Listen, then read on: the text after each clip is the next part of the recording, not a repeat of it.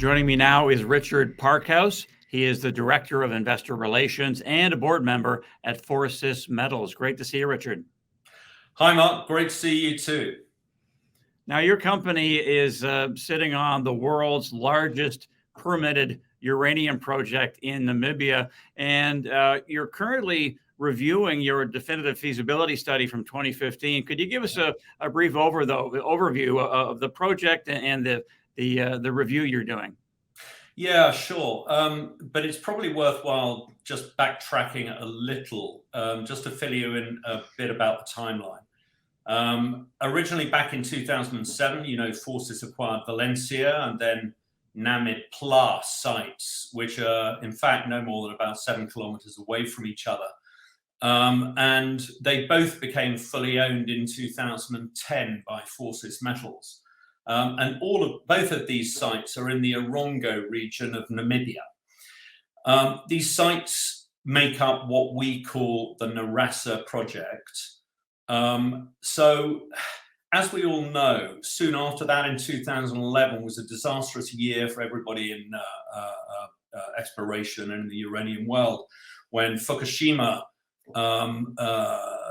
happened, and given the dramatic fall in the contract price, Forsys, like others, was forced into care and maintenance. But having said that, during that period, the company maintained minimum cost, ensuring licenses and permits were kept up to date, keeping relationships with the local governments and authorities, and actually established this test drilling schedule, which provided the reserve mineral data, which became core to the DFS, the definitive feasibility study, published in 2015. So, as you so rightly stated, this DFS showed compelling results over a 15-year life of mine, and by comparison to other permitted projects, put Norasa as potentially one of the largest permitted uranium projects in the world, as measured by proven and probable annual production of 5.2 million pounds, and with the largest reserve of 92 million pounds over the life of mine. And so actually currently, based on that old 2015 study, Norasa would be positioned to become probably the 8th largest uranium mine in the world when it goes into production. But time has shifted. The world has woken up to nuclear energy being a most vital part of sustainable renewables, and seeing uranium prices improving during 2021. Forsys has now emerged from that care and maintenance state. It's redefined its strategy, strengthened and refocused its board. It's appointed a local project team and commenced a wide program of analysis to update the 2015 DFS. And that's to the core point of your question. And so what we're doing in a nutshell, and there are various work streams underway, we're reevaluating all the mineral resource modeling. We're undertaking geotechnical assessments and pit design optimization studies. We're reviewing all aspects of the pit shell, the mine plan and equipment optimization, and looking at all the different process options and trade-off ideas with the new technologies that are available. So all of this will impact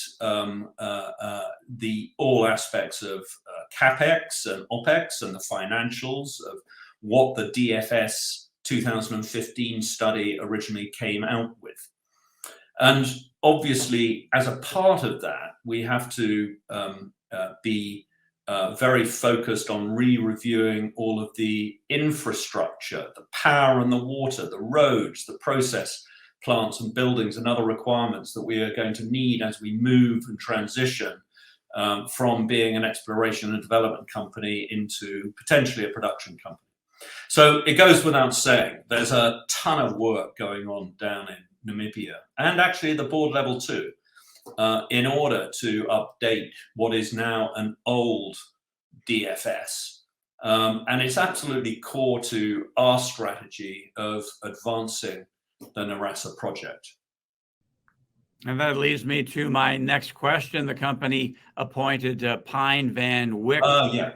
to run operations, and you said he's the real deal. He has a lot of experience in the uranium sector. He used to work at Rio Tinto's nearby project for a lot of years. So what are his particular skills, and what can you tell us about the team that he's assembled? Oh, wow. Okay. Yeah. It's clear that we were lucky to come across Pine. As our local and appoint him as our local Norasa project leader to take this whole thing forward. I mean, when I say he is the real deal, I mean it. He's a seasoned mining veteran in Namibia with vast experience over the last 25, maybe longer, years, and huge reputation in operational mining and particularly in the uranium sector down there. He's a qualified metallurgical engineer. He's held senior operational, executive and directorship roles with firms. And just to mention a few, he has extensive uranium mining experience, having worked at the famous Rossing mine for 8 years and Langer Heinrich uranium mine for 4 years, as well as being the lead consultant on the Husat uranium mines development.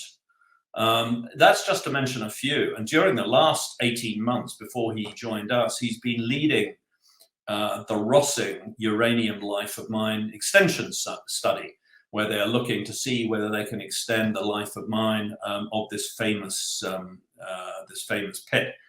So Pine, he is the real deal, and he's selected a team. He's obviously worked with an enormous amount of people down there, and he can pick the best because of his reputation. And people want to work for him.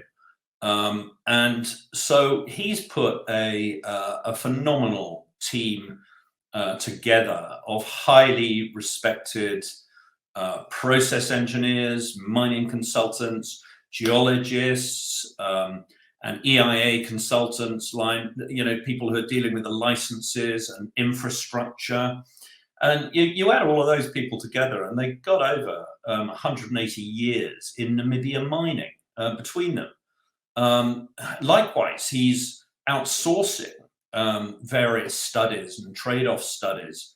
And through him, recruited our Senko, who are one of the top consultancies down there who have been helping us. If you look at the core project team, we've got, simply just saying, highly qualified experience. Most of them come with the title competent person as well, which gives them this ability to sign things off for news releases. And you'll see actually tomorrow, interestingly, Mark, we've got a news release coming out, which actually mentions another appointment to this team of one of the most highly recognized engineering firms, consultancies down in Africa, who will be working with us over the next few months as well. So, I mean, it's an amazing team which has been put together in a short space of time to execute what is necessary. And most of these people have worked on various DFSs before, have been associated with some of the biggest mining projects. So we couldn't have a more experienced team working with us. Lastly, Richard, as Forsys Metals transitions from exploration and development to the next phase, what would you say, or how would you say the market is perceiving the story, and what would you say is the overall value proposition as investors examine the prospects for the company? Yeah. Look, the board's core focus here is the advancement of this amazing Norasa project, which we have in front of us. And as a part of that, we want to reposition Forsys as a top table company. And, being recognized ultimately as a key provider of uranium to supply and help improve the world. But by exploiting this in a smart way, it's very clear we have our most acute responsibility is to our shareholders, and we want to bring about growth, opportunity, and ultimately create significant shareholder wealth for shareholders and stakeholders alike. Well, thank you for your time today, Richard, and giving us an update. We will talk to you down the road. Ah, fantastic. Well, look, thanks for having me. Much appreciated. I think there's a huge amount that's going on, which is going to be reported. We're putting our foot on the gas now because of all of these different work streams. And when I say putting our foot on the gas, what I mean is our news flow is going to become far more regular because we're going to have something really important to report as different work streams render different results, which I know are going to be hugely interesting to the wider market and investor community. We'll be watching, Richard. Thanks again. Great stuff. Thank you very much. Richard Parkhouse, he's the Director of Investor Relations and a board member at Forsys Metals.